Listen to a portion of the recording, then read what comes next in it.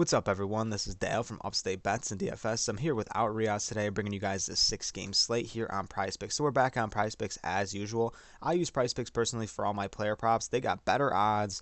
They got discounted on lines. They're very active in the community where they do Taco Tuesdays. They throw you random discounts here and there. And they also have a free Discord, and you can join that. They'll give you all promotionals. You can vote on who you want for the discounts. So super active community for prizepicks. They're the way to go, in my opinion, especially if you're in the player prop market, compared to doing like same game parlays for like FanDuel or anything like that. PrizePicks is the way to go, in my opinion. You can sign up using promo code Upstate. That'll give you a 100% deposit match on your first deposit up to $100. So, yeah, 6 games here, like I said. Some of these games are projected to blow out. This Mavericks game, they're like 11-point favorites. The Sixers are heavy favorites against Sacramento. But some of these games are good, and we end the night with Warriors and Brooklyn, which is going to be a good one, too. Kyrie's playing in that game. So I'm excited to watch these games for sure.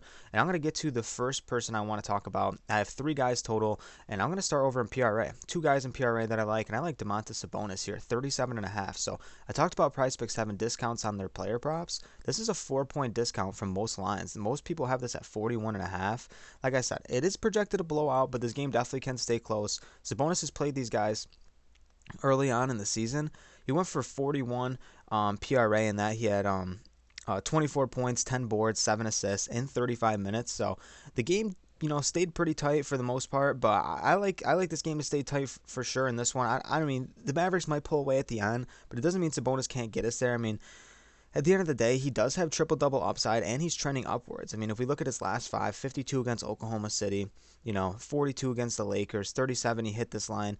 I mean, he was right under this line against the Clippers, so those aren't the easiest matchups, in my opinion, against Boston and Phoenix. And I know he struggled there, and Dallas for sure has a pretty good defense, but they do rank 25th in power forward defense, so we do get some power forward work with Miles Turner and Sabonis in the lineup, but I'm pretty sure Sabonis is just going to be playing the center here. I know, obviously that's not geared toward power forward defense, but at the end of the day, they do struggle guarding big men. They're very good on the perimeter, and their defense has stepped up this year, but I don't think that Sabonis is going to have a bad game here. I think he's really going to have a good one, and especially with all the other books being at like 41.5, this is a solid discount. I really like this game for Sabonis, and like I said, he already smashed once against them, so I think he looks really good here. So the next guy I want to get to is Ja Morant. He's at 41.5. This game looks good in my opinion. I mean, Washington's on the downhill. They're trending downwards. I don't really like how they've been playing recently. They gave up that huge lead to the Clippers, and things might get shaken up towards the trade deadline, but we'll see. But those two teams met November 5th, and Ja had a bad game. He had a really bad game. But this team, they started off good on defense, Washington did, but now they're trending down. They're 21st in point guard defense, 16th in rebounds allowed, 18th in points allowed. So, and right now the Memphis Grizzlies are 6-point favorites, and this has a 230-point over/under. So I think that comes in at about the highest on the slate.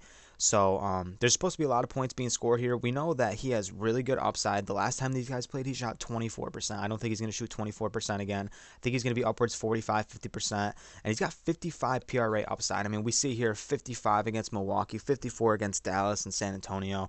Can go out there and give you a triple-double, can give you 28 points, 30 points, 11 rebounds, can give you 10 assists. So I really like Ja in the PRA. I know he looks good in his points. He's 5 out of 5 in his points, but PRA is where I want to get to because he can just do so much more for you in other categories. So I feel safe going to PRA, especially with that high game total here.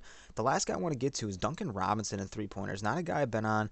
Has burnt us so much this season. I can't even talk about how much he's burnt me and Reoz this season. But 7 3-pointers against the Knicks, 6 against the Lakers, 4 against the Clippers.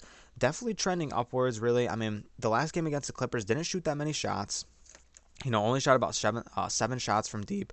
But here at this line, I mean, it's a push at worst. So if this was at 3.5, I wouldn't go to it. But the fact that you get a push at worst is not that bad. He's averaging 35 minutes in his last 5 games, 9.4 shot attempts in his last 5. And this game has a tight spread. I mean, and right now you think it's Toronto with a good defense, but VanVleet is still questionable. And they're 17th in three-pointers allowed, and they're 25th in the league in three-point percentage allowed. So if Duncan Robinson can start shooting the ball, then he can get things rolling here. So I really like Duncan Robinson. Not to mention they come in 19th at shooting guard defense, depending on where they line up Robinson. So I want to get the Duncan Robinson here at 3. That'll wrap up the video, man. Just a quick video here. Like I said, I'm here without Reoz. I didn't want to go off and talk about a bunch of players. It's a small slate, 6 games, but it is a good one. I like these 6-7 game slates. But very excited to get to this game. Hopefully these games stay close. Therefore, these guys will hopefully smash. Duncan Robinson, I mean, he's a guy you can look at week in, week out. Curry is definitely viable here, but I don't know. I just feel safe with these 3 guys I'm taking. I did also forget to mention we do offer some premium content over on Patreon. That'll be down in the description. You can go take a look at that. It's probably not recommended you sign up now. Why don't you sign up on the 1st of the month if you do decide to do that, because they will charge you. If you sign up now, you're gonna pay the monthly fee, and then you're gonna get charged again on the 1st of the month. So if you do want to just sign up on the 1st, that'd be recommended. And it's also not recommended to sign up. Like, I'm gonna give you free content over here on YouTube. I'm gonna do the best I can, given my own opinions, my research. So thank you guys for joining. If you guys can like the video, you guys absolutely smashed the likes on the video yesterday. If you can like the video on this one, that'd be awesome. So thank you guys. Peace.